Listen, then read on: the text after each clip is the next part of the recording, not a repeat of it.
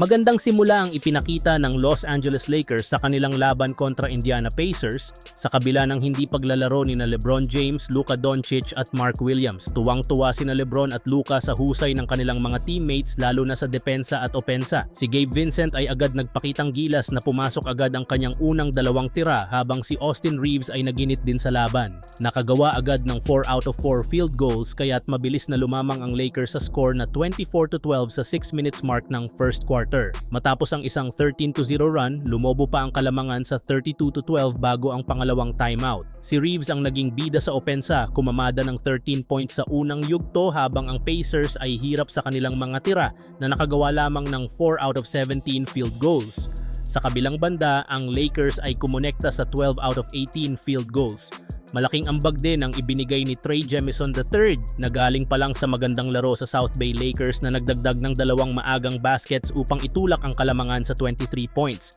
Sa pagtatapos ng first quarter, hawak ng Lakers ang 22-point lead sa score na 44-22. Salamat sa 14 points ni Reaves at 8 points mula kay Vincent. Samantala, si Jemison ay may 6 points na mula sa bench. Napakaganda rin ng shooting ng Lakers na may 70.8% field goals at 55.6% mula sa tres, habang may isa lang silang turnover.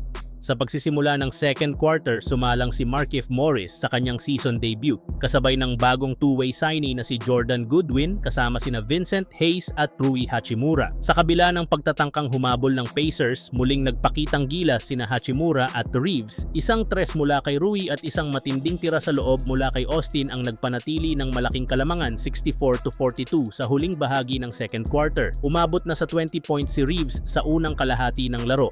Sa pagsisimula ng third quarter, pinakita ng Indiana Pacers ang matinding depensa at agresibong full court press sa laban kontra Los Angeles Lakers. Bagamat maaga silang nalubog sa malaking agwat, hindi sila basta-bastang sumuko at tuluyang binawasan ang dating 25-point lead ng Lakers sa siyam sa score na 68-59. Gayunpaman, hindi nagpatinag ang Lakers. Matapos bumaba sa 6 ang kanilang kalamangan, agad silang sumagot ng sariling run upang muling lumayo sa score na 85-70.